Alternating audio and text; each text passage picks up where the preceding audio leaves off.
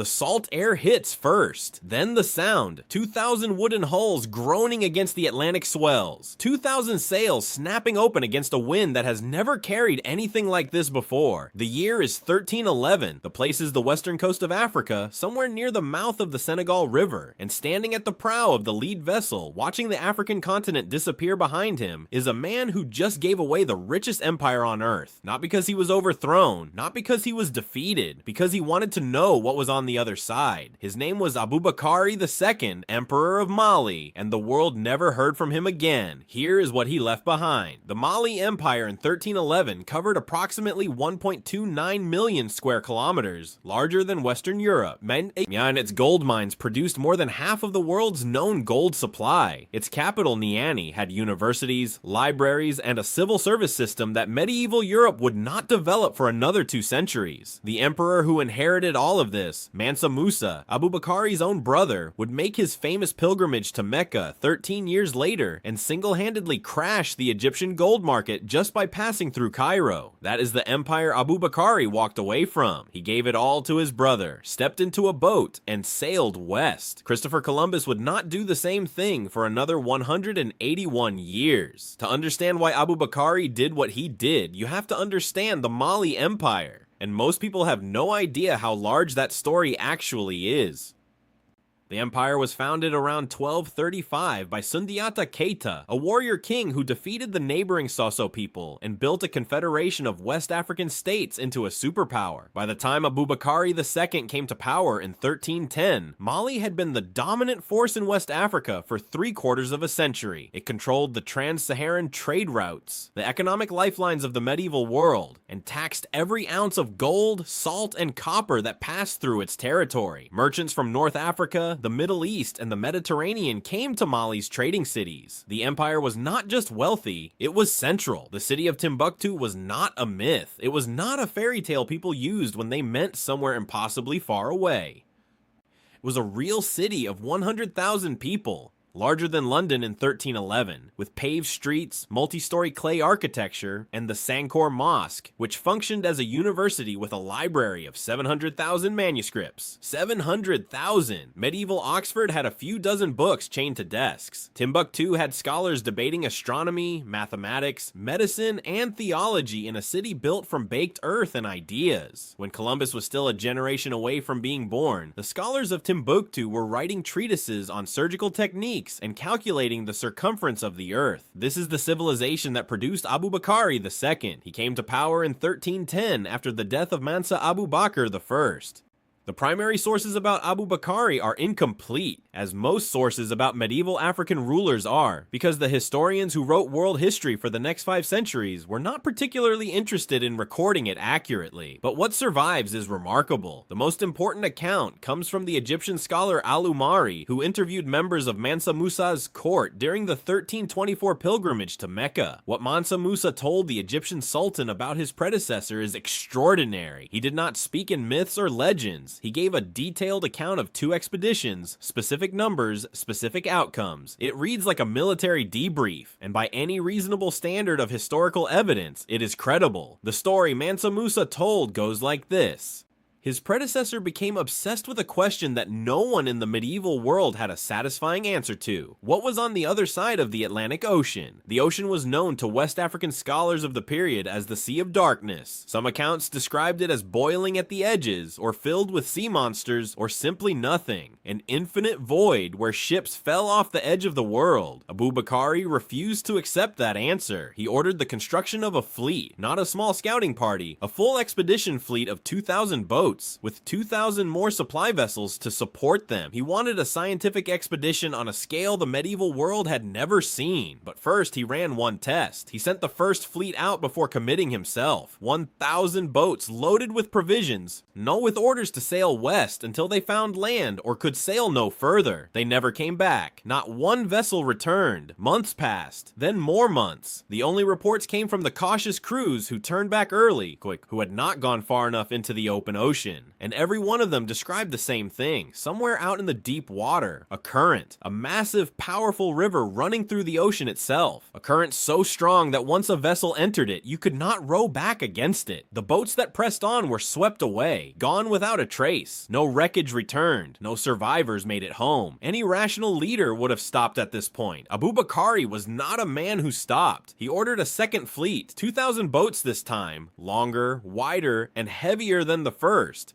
specifically designed to withstand the current the survivors had described. He loaded them with dried provisions for a long crossing, meat, fruit, water sealed in large gourds, trade goods, soldiers, navigators, and scholars. And then he did something that no emperor in recorded history had done before or has done since under similar circumstances. He abdicated his throne, not to a general or an admiral. He stepped down personally. He handed the Mali Empire to his brother Mansa Musa. He walked away from a territory larger than Western Europe and more than half the world's gold supply. And then he boarded the lead ship himself. The last recorded sighting of Abubakari II was from the African coast. Sometime in 1311, he was sailing west. The current that consumed his first fleet was the North Equatorial Current, one of the most powerful and consistent oceanic flows in the Atlantic. It runs in a direct east-to-west band from the West African coast toward the Caribbean and the Gulf of Mexico. This is not a subtle drift, it is a documented highway through the ocean. It is the same current that Christopher Columbus used deliberately on his 1492 crossing, because Portuguese navigators had been studying it for decades before he sailed. The crossing from the Senegal River coastline to the Caribbean using that current under sail in favorable winds takes approximately 40 to 60 days. Columbus's own crossing took 33 days. The physics of the Atlantic Ocean have not changed in 700 years. The current that swept away Abubakari's first fleet was not a death sentence. It was a path, the evidence that something made that crossing does not stop at ocean physics. The Olmec civilization of Mesoamerica produced colossal stone heads between 1500 and 400 BCE, massive carved sculptures whose facial structures numerous anthropologists have described as bearing West African characteristics. In the 1970s, historian Ivan von Sertima documented cotton varieties in pre-Columbian South America that are genetically related to West African cotton strains and could not have spread by wind, bird, or natural drift. He documented specific iron forging techniques that appear independently in West Africa and pre-Columbian Mesoamerica. He documented shared tobacco pipe designs and weaving patterns. None of this is definitive proof of contact. But all of it is evidence that requires an explanation, and the simplest explanation available, an Atlantic crossing using the North Equatorial Current, is not speculation, it is physics. In 1324, 13 years after Abubakari sailed west, Mansa Musa made his famous pilgrimage to Mecca. He stopped in Cairo, he had an audience with Sultan al-Nasir Muhammad of Egypt, and during that audience, recorded by the scholar Al-Umari in a text that still exists today, Mansa Musa told the Sultan precisely what had happened to his predecessor. He did not describe Abubakari as a king who died in battle or was deposed in a coup. He described two deliberate scientific expeditions. He described the first fleet of 1,000 boats, the report of the powerful current, the silence that followed. He described the second fleet of 2,000 boats with Abubakari himself aboard. He told this story as fact, as explanation, to a foreign sultan in a formal court setting with scribes recording every word. This is not myth. This is testimony. Mansa Musa's own Cairo visit tells you everything you need to know about what kind of empire Abubakari left behind. He arrived with an entourage of 60,000 people. He brought 12 tons of gold, not as payment for anything, simply as spending money for the journey. He was so generous in Cairo that he handed out gold to everyone he met on every street, to every merchant and every beggar. The Egyptian gold market, which had been stable for decades, went into freefall. The price of gold in Egypt did not recover for 12 years after Mansa Musa's visit. 12 years. From a single generous man passing through. That is the financial weight of the empire that Abubakari II chose to walk away from. Whatever he was sailing toward had to be worth something greater than that. When the first Spanish expeditions arrived in the Caribbean in the late 1490s, indigenous oral traditions in several islands included accounts of dark-skinned visitors who had arrived from the east long before the Europeans. Columbus himself, during his fourth voyage in 1502, recorded encountering indigenous traders carrying spears tipped with a yellow metal alloy that did not match local Caribbean metals. His notes compare the alloy to West African metal compositions. He did not pursue the implications. The Catalan Atlas of 1375, drawn from the best available geographic intelligence of its time, 67 years before Columbus sailed, shows a crowned figure in West Africa labeled Rex Melli, the king of Mali, with detailed rendering of the empire's territory. The cartographers of 1375 knew exactly where Mali was. They were mapping what was known. They could not map what had left. Here's the argument that no one has adequately answered. The North Equatorial Current enters the Atlantic from the West African coast at approximately the latitude of the Senegal River, precisely where Abubakari's fleet departed. It runs westward at 1 to 2 knots continuously. Any vessel that entered that current and could not row back against it would arrive in the Caribbean in 40 to 60 days. Abubakari's first fleet of 1,000 boats did not all turn back.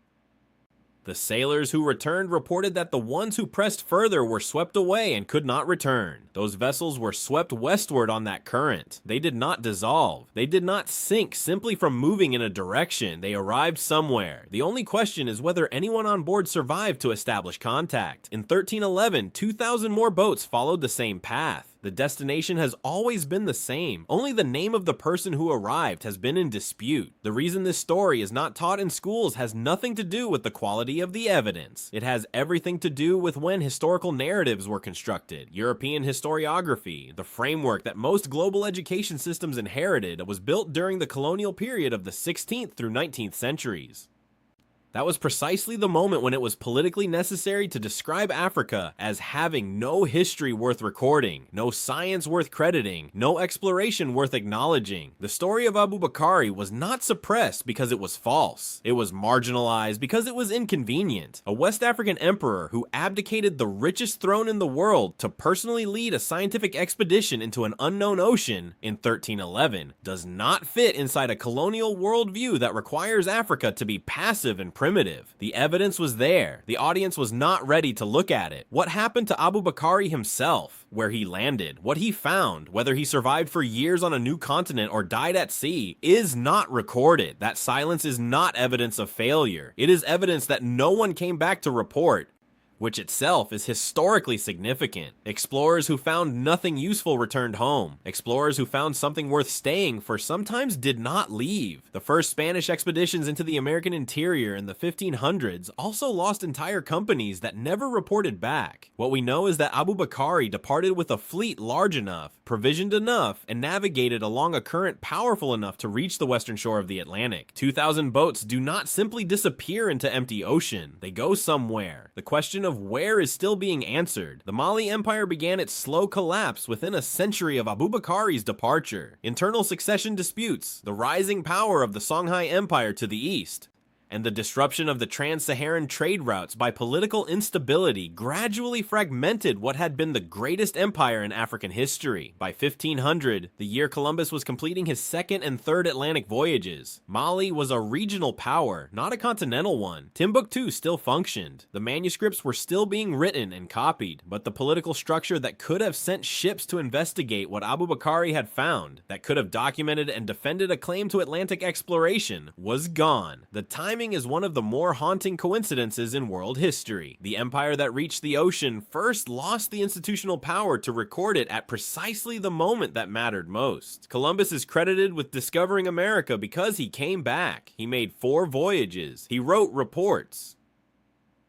He brought gold. The civilization behind him had the printing press, the diplomatic infrastructure, and the military force to write that discovery permanently into the record of the world. Abubakari may have arrived first, but the civilization behind him could not defend the claim by 1492 because it no longer had the institutional strength to assert it. History is not a neutral record of what happened. It is a record of what got written down, by whom, and whether the people who wrote it had the power to make it stick. Columbus did not discover a new world. He documented a crossing that had already been made. The difference between Columbus and Abubakari is not the voyage, it is who was holding the pen. The uncomfortable truth in this story is that we apply a different standard of evidence to African history than to European history.